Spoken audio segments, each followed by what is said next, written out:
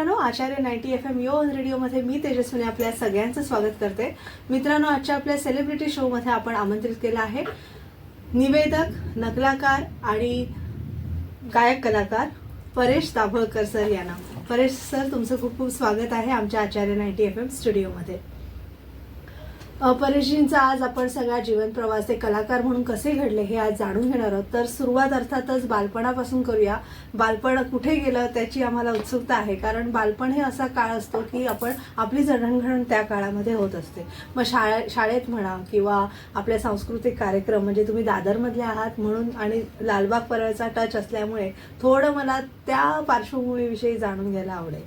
त्याविषयी थोडंसं सांगा. असं आहे की आमचं बालपण दादर प्रभादेवी सारख्या ठिकाणी झालं.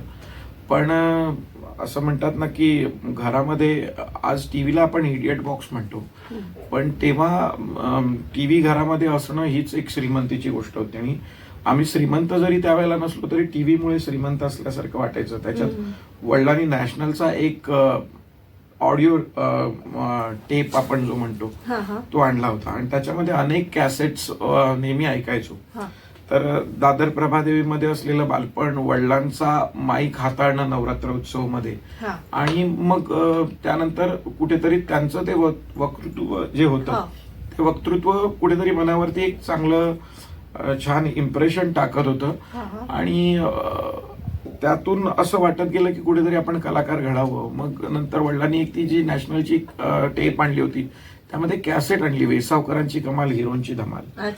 त्या कॅसेटमध्ये सुदेश भोसलेंनी अतिशय अप्रतिम असे आवाज काढले होते आणि नकळतपणे मी तेव्हा त्यांना द्रोणाचार्य मानलं. आणि त्यांचे ते आवाज जे ऐकले मी कॅसेट्समध्ये ते मी हळूहळू ट्राय करायला सुरुवात केली. आता तेव्हा एक पुरुषांमध्ये कंठ फुटण्याची प्रोसेस असते जी साधारण 8वी 9वी पर्यंत मुलं गेल्यानंतर होते. मला कंठ नव्हता फुटलेला, माझं वय कवळं होतं, पण मी ती स्टाईल करायला लागलो नकलांमधली. म्हणजे आवाज तेव्हा जमत नव्हता तर थोडेफार स्टाईल करायला लागलो. पण मग ते शाळेमध्ये, मी बालमोहनचा विद्यार्थी त्यामुळे शाळेमध्ये असताना तो सांस्कृतिक तास एक असायचा. त्या तासामध्ये ते आवाज जेव्हा मी काढून दाखवायचो तेव्हा वर्गमित्र टाळ्या वाजवायचे, बाई अप्रिशिएट करायच्या. मग कुठेतरी रिअलाइज झालं की आपल्याला देवाने काहीतरी एक्स्ट्रा अंगत दिलेलं आहे. आणि मग त्यातून हळूहळू मी वक्तृत्व स्पर्धा म्हणा किंवा शाळेचं गॅदरिंग म्हणा, त्यातून नकला किंवा गोष्टी सांगणं, हे हळूहळू सुरुवात झाली. पहिलं आपलं म्हणतो ना, पहिलं रंगभूमीवर पाऊल कधी तुमचं पडलं ते सुद्धा आम्हाला जाणून घ्यायला हवं. म्हणजे शाळेच्या गॅदरिंग मध्ये की सार्वजनिक गणेशोत्सवामध्ये? नाही, शाळेच्या गॅदरिंग मध्ये नाही. आणि गणेशोत्सवात सगळ्यात पहिलं पाऊल माझ्या आठवणीप्रमाणे जेव्हा मी बालवर्गात होतो, स्वामी समर्थ म्हणून प्रभादेवीला आमच्या इथे शिशुवर्ग आपण जो म्हणतो तो, म्हणजे आताच्या तुमच्या ज्या नर्सरीज आहेत त्यावेळेला आमचा तो शिशुवर्ग होता. तर त्यांचं वार्षिक कार्यक्रम होता आणि त्याच्यामध्ये मी ससूला झालो होतो. पण मी तेव्हा काही बोलू शकलो नाही, मी रडलो होतो. पण माझं खऱ्या अर्थानं स्टेजवरचं पहिलं पाऊल तेच म्हणायला हरकत नाही. आणि कोणाला, जसं तुम्ही आता उल्लेख केलात, कोणाला पाहून तुम्हाला असं वाटलं की आपण या क्षेत्रात कारकीर्द घडवावी? म्हणजे नकलाकार म्हणून तुम्ही सुदेश भोसले सरांचा उल्लेख केला. नक्कीच. निवेदक म्हणून तुम्ही कोणाला आदर्श मानता? निवेदन क्षेत्रामध्ये खरं सांगायचं तर जे जे तुम्हाला चांगलं कानावर पडतं आणि ज्यांच्यामुळे ते तुमच्या चांगलं कानावर पडतं, तो प्रत्येक जण तुमचा गुरु आहे असं म्हटलं तर वावगं ठरणार नाही. पण जर निवेदन क्षेत्रातले तुम्ही गुरु म्हणाल तर आदरणीय संदीप पोकळे सर यांना मी खूप आदर्श मानतो. कारण त्यांच्याकडे एक जो इन्फॉर्मेटिव्ह कंटेंट असतो त्यांच्या निवेदनामधला आणि बोलतानाचा जो मार्दव आहे तो. पण त्याच्यासोबत प्रशांत राव ही सुद्धा एक व्यक्ती खूप छान निवेदन क्षेत्रामध्ये आम्हाला सिनियर आहे. त्यांचं ह्युमर जो आहे तो मी ऑब्झर्व केलेला आहे. अशी 2 नावं खास करून घेता येतील की ज्यांना ऐकून मी माझ्यातला निवेदक वाढवण्याचा प्रयत्न केला. ते आदर्श म्हणायला हरकत नाहीत माझे. पण आदर्श तुम्ही म्हणत असतानाच त्यांच्या कुठल्या गोष्टी तुम्ही शिकलात किंवा एका निवेदक म्हणून घडायचं असेल तर, आता आपले तरुण मित्र आपली मुलाखत ऐकतायत, तर त्यांना निवेदक म्हणून घडायचं असेल तर नेमका कुठल्या गोष्टींचा त्यांनी अभ्यास केला पाहिजे? कसं आहे की आता असं म्हणून आपण निवेदकाला साचेबद्ध करू शकत नाही की तुम्ही कोणत्या गोष्टीचा अभ्यास केला पाहिजे, कारण निवेदकाच्या ना कक्षाच बदलत गेलाय किंवा परिभाषा बदलत गेलेली आहे. एक वेळ अशी होती की आम्ही जेव्हा लहानपणी रेडिओ ऐकायचो तर आम्हाला निवेदक म्हणजे अमीन सयानीच वाटायचे किंवा प्रदीप भिडेच वाटायचे. पण आता तुम्ही जर ऐकाल तर रेडिओवरती आरजे वाटेल ते बोलत असतात, पण ते लोकांना लाईक होतं. आणि आपण नको ठरवायला की एखाद्या गोष्टीची ही परिभाषा आहे, कारण कसं असतं की लोकांना जे आवडतं ना ते प्रत्येक गोष्ट मनोरंजनामध्ये जमा झालं पाहिजे या मताचा मी आहे. म्हणजे क्रिटिसाइज करतात नक्कीच, पण त्याच्यासाठी परिभाषा आपण बनवायला नको. पण प्रत्येक ठिकाणचा कार्यक्रम हा वेगळा असतो. तुम्ही राजकीय मंचावरती जेव्हा एखाद्या मंत्री संत्री आमदार असले बसतात तेव्हा जे बोलायचं असतं त्याच्या संदर्भात जर तुम्हाला निवेदन म्हणून करिअर घडवायचं असेल तर तुम्ही रोज बातम्या ऐकल्या पाहिजेत, ज्या तुम्हाला आज रोज दाखवल्या जातात त्या वाचल्या पाहिजेत जर राजकीय निवेदक घडायचं असेल तर. जर तुम्हाला मनोरंजन क्षेत्रामध्ये निवेदक म्हणून यायचं असेल तर तुमच्याकडे मूलतः स्पॉन्टेनिटी हा गुण असायला पाहिजे. शिवाय तुम्हाला क्षेत्रामध्ये ज्या माणसांनी कमालीची उंची गाठलेली आहे, ज्याच्यामध्ये लता दिदी आहेत, ज्याच्यामध्ये आशाताई आहेत, किशोर कुमार आहेत, रफी साहेब आहेत, किंवा संगीतकारांच्या जर आपण फळीमध्ये जाऊ तर R D Burman, S D Burman, Madan Mohan, हे या संदर्भात असे मोठे मोठे जे कलाकार आहेत त्यांच्या संदर्भातले जे त्यांचे इंटरव्ह्यूज आहेत, मी इंटरव्ह्यूज हे अंडरलाईन करून सांगेन किंवा त्यांच्या नातेवाईकांनी सांगितलेल्या गोष्टी हे अंडरलाईन करून सांगेन. कारण आजकाल युट्यूब वगैरे या गोष्टीमध्ये म्हणजे वाचक संस्कृती संपली आहे आणि आता तुमचा जो अभ्यास जो सुरू झालेला आहे ना तो ऍज अ लिस्नर सुरू होतो. तर तुम्ही व्ह्युअरशिप मधून काय घेताय, कारण युट्यूबवरती तुम्हाला 50 गोष्टी मिळतात आणि त्याच्यातल्या जवळजवळ 60 ते 70% खोट्या असतात. त्यामुळे तुम्ही एखादं चुकीचं ऐकून चुकीचं बोलू नका. त्याच्यातली ऑथेंटिसिटी जर तुम्हाला चेक करायची असेल तर एकतर त्यांचे काही ऑथेंटिक जुने व्हिडिओ असतील ते, किंवा त्यांच्यासोबत काम केलेल्या कलाकारांचे व्हिडिओ जे असतील ते, आणि त्या संदर्भातलं थोडंसं वाचन, जे पुस्तकं आहेत ती काही पत्रकारांनी लिहिलेली, जे प्रत्यक्ष त्यांना भेटलेले आहेत, त्यांनी मुलाखती घेतलेल्या आहेत, त्याचा अभ्यास जर केला तर तुम्ही जे कन्सेप्ट शो आपण म्हणतो त्याला, जे इन्फॉर्मेटिव्ह आहेत, मग मी फक्त मराठी हिंदीचं म्हणत नाही, मराठीमध्ये सुद्धा होतात अनेक कन्सेप्ट शोज, तर ते तुम्ही त्या पद्धतीने हाताळा. आणि मनोरंजनाचे जर तुम्ही कार्यक्रम करत असाल ना तर सध्या तुम्हाला सगळ्यात मोठं दालन उपलब्ध आहे ते म्हणजे व्हॉट्सअप युनिव्हर्सिटी, जी राजकीय दृष्ट्या त्याची खिल्ली उडवली जाते, पण मी म्हणतो मनोरंजन दृष्ट्या तुम्हाला अनेक फॉरवर्डिंग, अनेक जोक्स जे तुम्हाला खूप लार्जर प्रमाणामध्ये रोज तुमचे मित्र, तुमचे फॅमिली मेंबर्स पाठवत असतात, त्याच्यातले तुम्ही सिलेक्टेड काही असे तुमच्या ब्रेनमध्ये इनपुट देऊन ठेवा किंवा फीड करा. आणि कसं असतं की जेव्हा तुम्ही बोलता ना त्यावेळेला तुम्हाला कळलं पाहिजे की आता सिच्युएशन काय आहे आणि त्यातनं तुमचा तो ड्रॉवर ओपन अप होऊन हा प्रसंग मी जो वाचलाय तो तिथे मी टाकेन. मग त्या तिथल्या टाळ्या तुमच्या असतात, जो प्रसंग असतो ना तो जरी दुसरा असला तरी, तर तुम्ही अशाही माध्यमातून मनोरंजनात्मक कार्यक्रम सादर करू शकता. नक्कीच. आणि मला आता असं विचारायला आवडेल की कन्सेप्ट शोचा आता तुम्ही उल्लेख केला, तर कन्सेप्ट शो मी तुमचे स्वतःचे पाहिलेले आहेत, लता दिदींचा तुमचा शो किंवा आशा दिदी, असे सगळे जे तुमचे मोहम्मद रफी नाईट आपण घेऊ, अशा कन्सेप्ट शो साठी तुम्ही काय विशेष तयारी करता? मी सांगितल्याप्रमाणे की अनेक पत्रकार जुने होऊन गेलेले आहेत, त्याच्यामध्ये इसाक मुजावरजी यांचा आपण उल्लेख करू शकतो, किंवा काही पत्रकारांनी त्यांच्या लाईव्ह मुलाखती घेतलेल्या आहेत, किंवा काही ठिकाणी रियालिटी शोज मध्ये हे सगळे सेलिब्रिटीज आहेत ते स्वतःच्या तोंडून एखादी गोष्ट सांगतात. तर म्हणजे त्याला तुम्ही सांगितल्यानंतर तुम्हाला कोणी चॅलेंज केलं नाही पाहिजे. कारण कसं असतं की मनोरंजनाच्या भरामध्ये रफी साहेब तिथे असे बसले होते, तिकडनं किशोर कुमार आले आणि असं झालं, हे असं खोटं काहीतरी सांगण्यापेक्षा म्हणजे स्वतःच किशोरदांच्या सोबत राहिलेल्या त्यांच्या मुलांनी किंवा इतर मंडळींनी सांगितलं असेल तर त्याची ऑथेंटिसिटी खूप क्लिअर असते. आणि मग त्यावेळेला तो किस्सा सांगितल्यानंतर लोकांना पण ओरिजिनल माहिती जाते. म्हणजे उगाच अफवांचा बाजार आपण करू नये. आपण माध्यम क्षेत्रात काम करत असलेलं मोठं माध्यम आहोत, निवेदक म्हणजे माध्यमातलं माध्यम आपण आहोत, तर आपल्या माध्यमातून चुकीचं जाऊ नये याची जास्त जबाबदारी आपल्यावरती असते. आणि माझं म्हणणं असं आहे की एखाद वेळेस 2 वाक्य कमी बोललात तरी चालेल, पण एक वाक्य चुकीचं नका बोलू. ते फार महत्वाचं आहे. नक्कीच. एक छोटीशी विश्रांती घेऊया आणि आपल्या ह्या गप्पा अशाच सुरू ठेवूया. तुम्ही मात्र ऐकत राहा आचार्य 90 FM ऑन रेडिओ.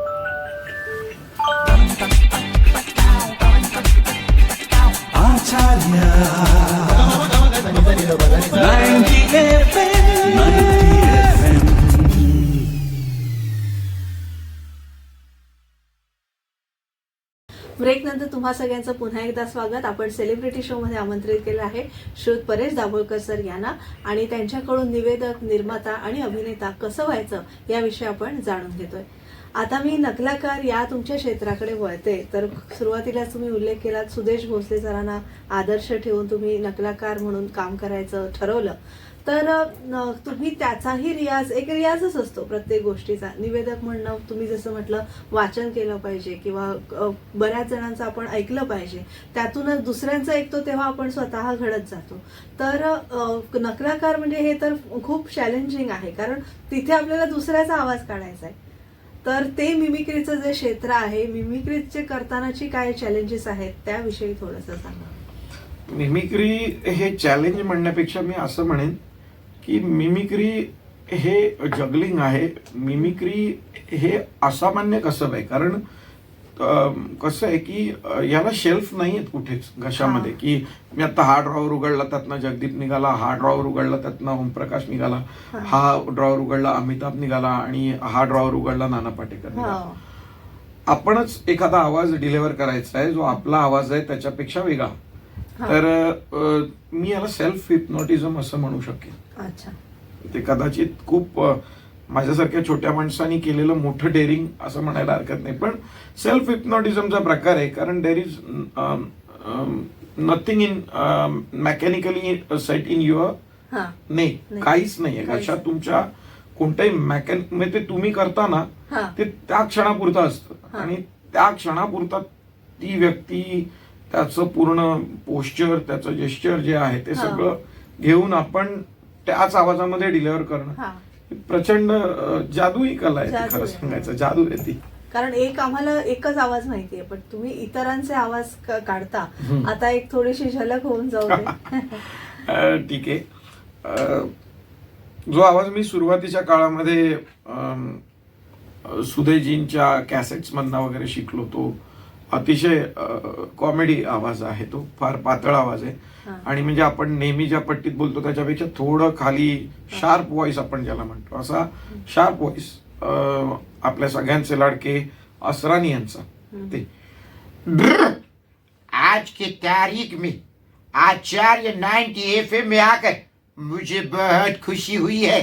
मेरा इंटरव्यू लेने के लिए थैंक यू वेरी मच. हा, वेगळं. आणि खरंच त्या माणसाला आपण पाहिलेलं नसतं, आपण जस्ट त्याला इमिटेट करणं ही सुद्धा फार मोठी आणि तारेवरची कसरतच आहे. कारण आपण ते प्रतिकृती होतो त्या माणसाची आणि त्यातून आपण त्या माणसाला समोर, आणि काही जणांनी आपल्या प्रेक्षकांमध्ये काही जणांनी त्यांना पाहिलेलं असतं आणि मग तेव्हा त्यांच्या समोर ती व्यक्ती येणं हे फारच मोठं कसब आहे. कारण त्या क्षणी जर नाना पाटेकर त्यांचा आवाज तुम्ही जर काढला आणि जर नाना पाटेकर तुम्ही उभे करू शकला नाही तर ते केवढं मोठं फेल्युअर असतं. हो. त्यामुळे कसं आहे की जेव्हा आपण नकला सादर करतो, मग आता तसं बघायला गेलं तर तुम्ही विचारलं तर किती कलाकारांचे आवाज काढतात तर मी खूप सांगेन, पण तुम्ही सादर करा म्हटलं तर मी तेवढे नाही करणार, कारण ते सगळेच कन्फर्म नाही आहेत. जे कन्फर्म असतात तेच आम्ही परफॉर्मन्स मध्ये जास्त करून सादर करतो असे. या सगळ्या प्रवासामध्ये कुठल्याही म्हणजे निवेदक म्हणून किंवा नकलाकार म्हणून कुठल्या स्टेज शोची अशी आठवण आहे किंवा कुठल्या अशा, म्हणजे तुम्ही तर महाराष्ट्रामध्ये प्रत्येक कानाकोपऱ्यात गेला असाल किंवा भारतामध्ये सुद्धा गेला असाल, अब्रॉडही काही शोज केले असतील, तर त्यातला कुठला असा आठवणीतला शो तुम्हाला आवडतो की तिथे प्रेक्षकांचा उत्स्फूर्त असा प्रतिसाद आणि खूप छान प्रेक्षक होते, खूप चांगली दाद मिळाली? मी दाद मिळाल्यापेक्षा माझी जी धांदल उडाली त्याचा मला किस्सा सांगायला आवडेल. कारण आपण अप्रेंटिसशिप किंवा आपण उमेदीचा काळ जो म्हणतो ना, त्या काळामध्ये आपण कोणाला ऐकतो तर त्या क्षेत्रातली जी खूप मोठी मातब्बर मंडळी असतात त्यांना, हा. मग त्याच्यामध्ये सुदेशजी आले, जॉनी रावत आले, जॉनी लिव्हर आले, ही खूप मोठी माणसं आहेत. आणि माझ्या आयुष्यातला सगळ्यात म्हणजे मी म्हणतो पाचावर धारण बसण्याचा प्रसंग की मी एका ज्वेलरीची ॲडव्हर्टीज करायचो, म्हणजे ते रत्न विकायचे जे असतात त्यांचे, आणि ते बऱ्याच ठिकाणी मला पाठवायचे. ते सांगायचे की आप एक 5 मिनट एक्टर वॉइसेस वगैरह करना, कुछ कॉमेडी पेश करना और उसके बाद हमारे कंपनी के बारे में बोल के प्रमोशन हो जाएगा, खत्म आपका काम. तर एका ठिकाणी गोविंद ॲक्टर गोविंद त्यांची बहीण आहे, त्यांचा कार्यक्रम होता आणि त्या ॲस्ट्रॉलॉजीवरती कार्यक्रम करायचा. मग ते रत्न वगैरे ते कनेक्टेड असल्या कारणाने त्या कंपनीने स्पॉन्सरशिप दिली आणि मला सांगितलं की तुम्ही जाऊन तिथे तो परफॉर्मन्स करा. मी त्या परफॉर्मन्ससाठी गेलो आणि त्यांनी सांगितलं हमारे पास वक्त कम है. मुळात नकला करायला ना एक जमीन भुसभुशीत करून द्यावी लागते, म्हणजे तो गेल्या लोकांना हसू शकत नाही. बरोबर. It takes time. जसा तवा गरम झाल्यानंतर तुम्ही चपाती भाजू शकता, तसा विनोद सुद्धा तुम्ही एका साधारण मानसिकतेमध्ये लोकांना घेऊन जाऊन नंतर हसवू शकता. पण त्यांनी सांगितलं आमच्याकडे 5च मिनिटं आहेत, आणि आता माझं असं होतं की मी जर आज 5 मिनिटं नाही म्हटलं मला करता येणार तर माझं त्या दिवशीचं पाकिट बुडणार. त्यामुळे मला कसंही करून माझंही मीटर चालू करायचं होतं आणि तो परफॉर्म करून त्याच्यातनं मला जे द्यायचंय त्यांना तेही द्यायचं होतं. तर त्यांनी सांगितलं हमारा एक बार शो शुरू होगा, उसके बाद आपको कुछ नहीं मिलेगा, पर्दा बंद है, आप पर्दे के आगे जाके करके आना. आणि जूला इस्कॉनला तो कार्यक्रम होता. मी म्हटलं ठीक आहे, जो भी आहे आपने वक्त दिया मैं करूंगा. असं म्हणून मी माईक घेऊन कॉर्डलेस पडद्याच्या पुढे गेलो आणि उभा राहिलो, आणि माझ्या समोर जॉनी लिव्हर बसले होते पहिल्याच रांगेत. म्हणजे नाकातोंडातून जो काही धूर निघणं हा काही प्रकार असतो. कॅन यू इमॅजिन की तुम्ही ज्यांना ऐकलंय आतापर्यंत तो माणूस तुमच्या समोर बसलाय आणि तुम्ही काय हसवणार. बट जेव्हा मी सुरुवात केली तेव्हा जॉनी भाई खूप दिलखुलास माणूस, खूप चांगली व्यक्ती आहे. ते माझ्या विनोदांवर हसत होते, म्हणजे त्यांनी माझ्या विनोदांवरती हसावं इतका मला ग्रेट विनोद जमतो असा माझा दावाही नाही. पण ते समोर बसून जेव्हा हसत होते तेव्हा मला कळलं की ही माणसं उगाच मोठी नाही झाली, त्यांचा हा ग्रेटनेस आहे. नक्कीच. आणि आता तुमच्या स्टेज शो बद्दल आपण बोललो, पण आता मला असं विचारायचं आहे की विविध वाहिन्यांवर एक स्टँडअप कॉमेडियन शो तुम्ही पण केलेले आहात. त्यातनं बरेचशी मुलं त्यातनं येतात, त्यातनं शिकतात आणि मग नंतर कलाकार म्हणून प्रसिद्धी फार थोड्या काळात मिळते त्यांना. तर स्टँडअप कॉमेडियनचे हे जे शोज असतात ते, किंवा रियालिटी शो म्हणून आपण, एक कलाकार घडण्याच्या दृष्टीने ते कितपत महत्त्वाचे आहेत आणि त्यातला आपल्या आयुष्यामध्ये केवढं स्थान आपण दिलं पाहिजे, आणि ते तुम्ही त्याच्याकडे बघण्याचा तुमचा दृष्टिकोन कसा आहे आणि इतर तरुण पिढीने तो कितपत घ्यावा, त्यातून काय घ्यावं नेमकं? हा खूप चांगला प्रश्न आहे आजच्या मुलाखतीतला खरं तर. कारण असं आहे की मी I was part of one reality show.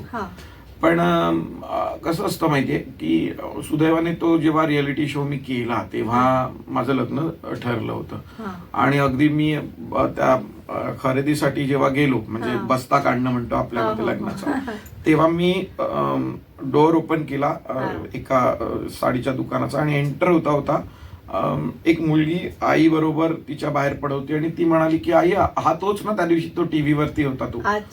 So ही ओळख जी असते ना पटकन तुम्हाला मिळणारी, ही तुम्हाला टीव्हीचा छोटा पडदा देतो कारण तो घराघरात आहे. पण तुम्ही त्याने हुरळून अजिबात जाऊ नका, कारण त्याचं जे वलय आहे ना ते फार फार तर 6 महिने असतं. त्या 6 महिन्यानंतर परत तुम्हाला तुमच्याच त्याच लेवलला लोक पुन्हा आणून सोडतात. कारण आज गेलेल्या माणसासाठी उद्या घरातली माणसं रडत नाहीत. तर इथे तुम्ही कलाकार म्हणून काल दिसल्यानंतर तुम्हाला त्याच पुण्याईवरती भविष्यामध्ये खूप काम मिळेल हे फार कठीण असतं. इथे तुम्हाला आजचं आज करायचंय आणि आजचं आज तव्यावरती शिजवायचंय आणि आजच खायचंय. परत उद्यासाठी तुम्हाला पुन्हा भाकरी कमवायला बाहेर पडायचंय. तसंच आहे, तुम्ही रियालिटी शो मध्ये जास्त गुंतू नका, कारण रियालिटी शो मध्ये तुम्ही जेव्हा आहात त्या प्लॅटफॉर्मवरती ते कॅश करा तुम्ही नक्कीच. ते कॅश केलंच पाहिजे, कारण तेवढा जो तुम्हाला वेळ मिळालाय त्यातून तुम्हाला मॅक्सिमम कमवता येईल तेवढं कमवून घ्या. पण ज्या दिवशी लोक तुम्हाला नंतर बोलवायची कमी होतील त्याचं फ्रस्ट्रेशन येणार नाही, ह्याचा पहिल्यांदा माइंडसेट करायचा. कारण अनेक लोक असे आहेत जे रियालिटी शो मध्ये गेले, त्यांना रोज पब्लिक बघत होतं, ते कुठेही गेले तरी त्यांच्यावर फोटोग्राफ, ऑटोग्राफ, सेल्फी, आणि मग वन ऑफ सर्टन ते सगळं गेल्यानंतर त्यांना तो आतून घुसमट नंतर हा. आणि त्यातनं आणि ते फेल्युअर ते डायजेस्ट नाही करू शकत. डायजेस्ट नाही करू शकत. हा. सो तुम्ही पहिल्यांदा अपयश पचवायला शिका, मग तुम्हाला यश पचवणं जड जाणार नाही. आणि ते पण मला विचारायचं होतं की यश आपण कसं हँडल केलं पाहिजे आणि अपयश सुद्धा, हे दोन्ही थोडं म्हणजे काय. आता कोविडच्या काळामध्ये एक्झाम्पल म्हणून घेऊ आपण. कोविडचा असा काळ होता की आपल्यासारखे बरेचसे कलाकार ज्यांच्याकडे कामं नव्हती आणि म्हणजे आपल्या काही काही मंडळांनी त्यांना मदत केली, त्यात तुमचाही मंडळाचा सहभाग होता. अनेक कलाकारांना तुम्ही अक्षरशः अन्नदान असं मी म्हणणार नाही, पण आपण ज्या गरजेच्या गोष्टी आहेत त्या आपण दिल्या होत्या. तर असं म्हणजे तेव्हा असा काळ आपल्या आयुष्यात आणि कलाकाराच्या आयुष्यात तो हमखासच येतो. काही फेल्युअर आपल्याला त्यांना सामोरं जावंच लागतं. तर त्या अपयशाला कलाकार म्हणून आपण कसं सामोरं गेलं पाहिजे. आणि आता तर बरेच आत्महत्यांचं प्रकरण आपण बरेचदा ऐकलंय, कारण याच खूप दिवसांमध्ये या कला आपल्या चित्रपटसृष्टीतले आणि आपल्या अभिनय क्षेत्रातील बऱ्याच लोकांनी आत्महत्या केलेल्या आहे. कारण त्यांची वेगवेगळी असो, पण हे सुसाईडचं प्रमाण आपल्या इंडस्ट्रीमध्ये जास्ती वाढतंय. तर त्याच्याकडे तुम्ही कसं पाहता आणि नेमकं आपण काय यातनं शिकलं पाहिजे त्याविषयी बघा कसं आहे की यशाचा ना डोलारा खूप मोठा करू नये या मताचा मी आहे. हा. म्हणजे आज तुमच्याकडे 10 रुपये आलेत ना, तर कलाकाराची ती मानसिकता असते की 10 रुपये आलेत ना तर 8 रुपये खर्च करू. मी म्हणतो तुम्ही 3 रुपये खर्च करा आणि 7 रुपये वाचवा, तर तुमचं भविष्य वाचेल. कारण कोविडमध्ये सगळ्यांनाच त्रास नाही झाला, सगळ्यांनाच अन्नाची गरज लागली असं नाही. ज्यांनी गाठीला मारून ठेवलं होतं ना त्यांनी सर्व्हाइव्ह केलं. ठीक आहे, तो एक सर्टन काळ एक्सटेंड झाल्यानंतर मग त्यांना चणचण भासायला लागली. पण काही लोकांची परिस्थिती उलटी होती, त्यांना पहिल्याच महिन्यापासून सगळ्याच गोष्टीची चणचण होती. याला कारण कलाकारांनी आयुष्यामध्ये न केलेलं सेव्हिंग. मी नेहमी सांगतो की निर्व्यसनी राहा. सगळ्यात पहिली गोष्ट म्हणजे निर्व्यसनी राहा. जे कलाकाराला शाप आहे त्यांनी पुसला पाहिजे. पूर्ण निर्व्यसनी राहा आणि तुम्ही बचत करा. खरं यश तुमचं आहे ना, ते तुम्ही जर पैशाच्या माध्यमातून साठवून ठेवलं तर पैसा नेहमी काय म्हणतो, तुम्ही मला वाचवा, मी तुम्हाला वाचवेन. आणि वाचवलेला पैसा कामी येतो हे मी स्वतः अनुभवलंय. त्यामुळे तो पैसा वाचवायलाच हवा. तर तुमच्या भविष्यामध्ये तुमचं यश तुमच्यापासून दूर गेल्यानंतर सुद्धा आपण म्हणतो ना की दात आहेत पण चणे नाहीत, तसं नाही होणार. चणेही असतील, दात नसले तरी चणे असतील. याच नोटवर एक छान सल्ला दिला आमच्या सगळ्या प्रेक्षकांना. एक छोटीशी विश्रांती घेऊया आणि आपल्या गप्पा पुन्हा चालू ठेवूया. तुम्ही मात्र ऐकत राहा आचार्य 90 FM your on radio.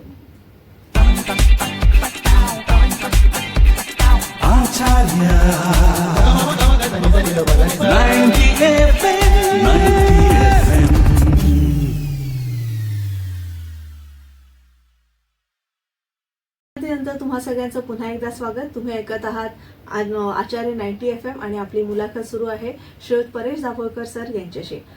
Paresh sir, आता मी तुम्हाला खरं तर हा फार आधी घ्यायला हवा होता प्रश्न, पण आता मला सुचतोय की अभिनेता तुम्ही आधी झालात की निवेदक तुम्ही पहिले झालात, किंवा निवेदक म्हणून तुमचं कधी सुरुवात झाली?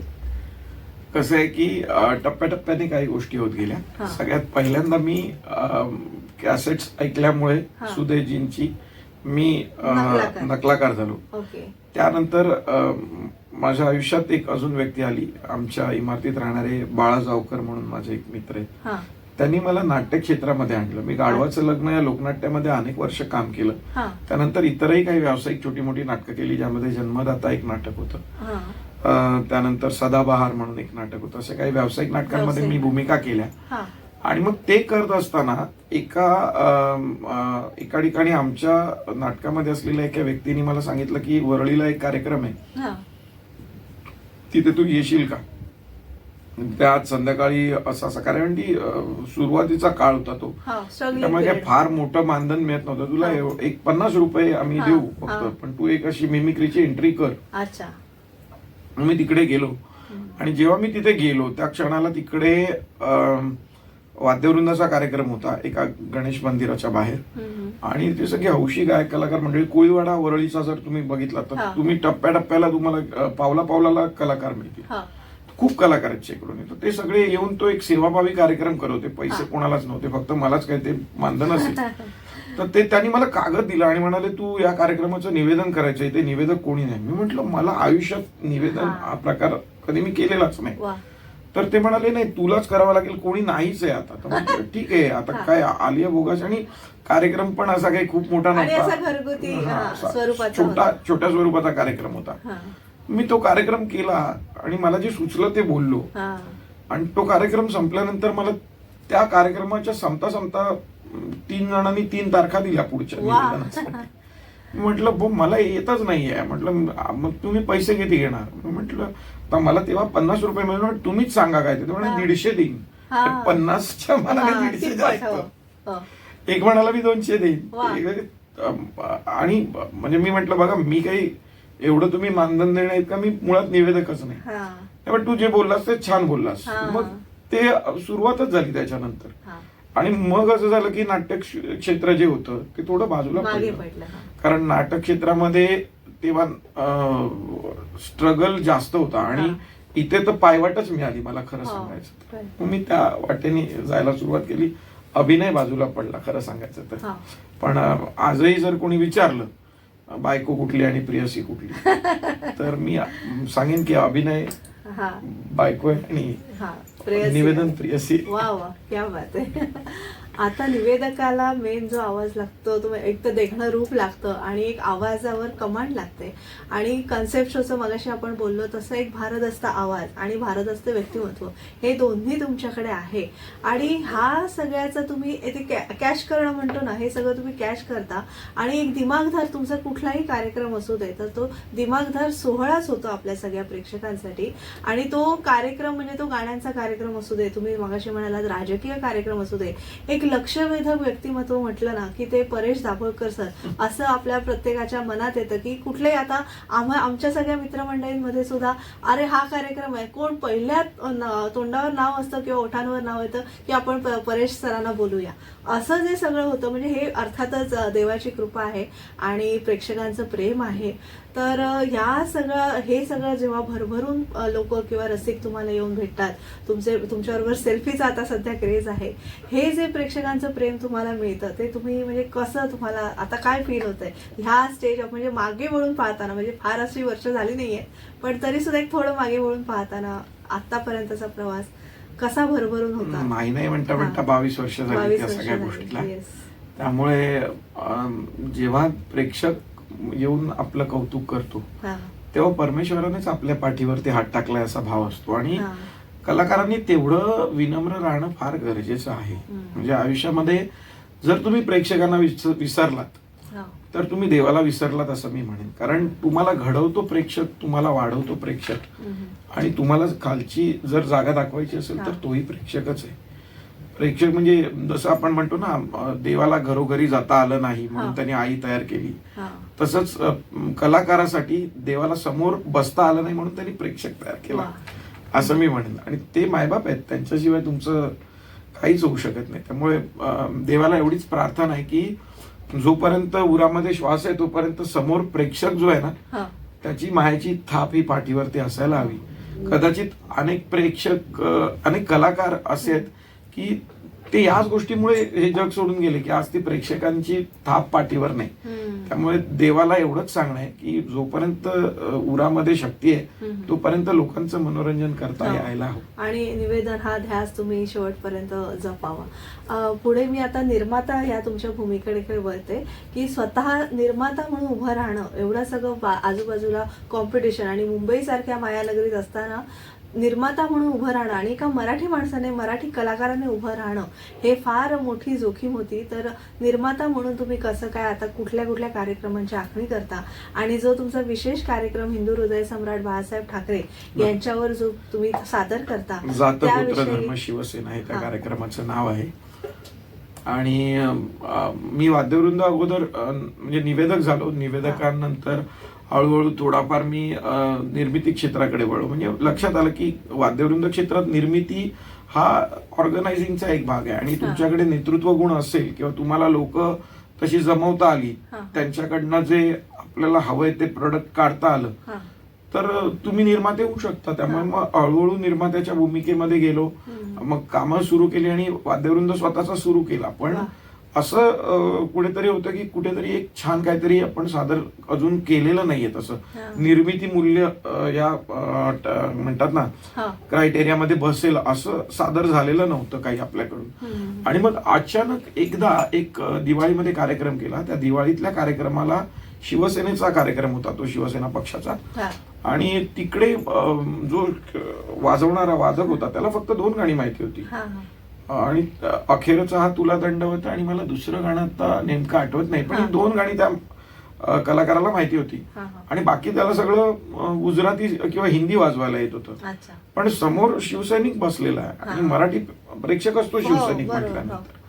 तर मी तो कार्यक्रम करताना मी थोडस ती 2 गाणी जेव्हा अनाऊन्स केली हा. तेव्हा ती 2 गाणी अनाऊन्स करताना मी बाळासाहेबांबद्दल काही वाक्य बोललो, शिवसेनेबद्दल बोललो आणि ती फार अपील झाली लोकांना. काही लोक रडली त्यातली. हा. हा.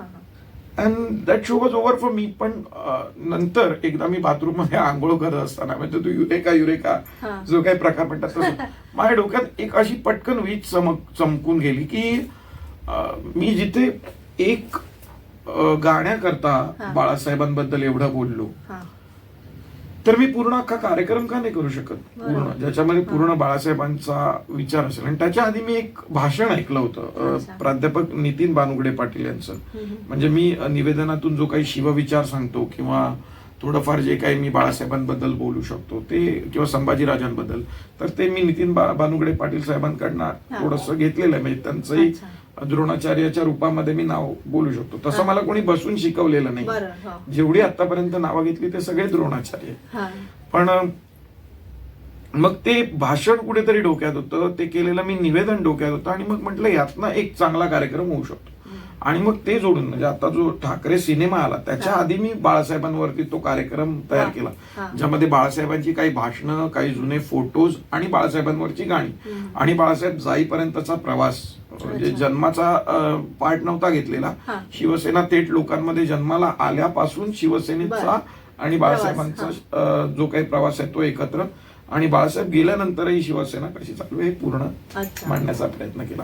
मग त्यानंतर पुढे असे अनेक कार्यक्रम येत गेले. म्हणजे जेव्हा ऑडिओ व्हिज्युअल म्हणतो ना आपण, स्क्रीनवरती काही गोष्टी समोर. कारण काय असतं की तुम्हाला सिनेमॅटिक दाखवायला येतं आता. म्हणजे अगोदर आपण कार्यक्रम करायचो गाण्याचे, ते फक्त गाणं असायचं, पण आता तुम्हाला सिनेमॅटिक कार्यक्रम करता येतो. म्हणजे आता भावी काळामध्ये तुमचे काय प्रोजेक्ट्स आहेत ते जाणून घ्यायला आवडेल, किंवा काही ठरवलंय की माझं एवढं करायचं राहिलंय आणि यापुढे मला हे प्रोजेक्ट्स करायचे आहेत?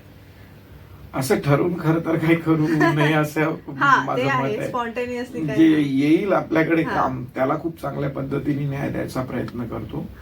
पण मी मगाशीच म्हटलं तुम्हाला की अभिनय आजही माझी बायको आहे असं मला वाटतं. आणि निवेदन ही प्रिय असते, त्यामुळे पुन्हा एकदा बायको सोबत संसार थाटायचा विचार आहे. एकदा पुन्हा संधी जर मिळाली तर येत्या काही काळामध्ये काही सिरियल्स वगैरे मध्ये काम करण्याची फार इच्छा आहे.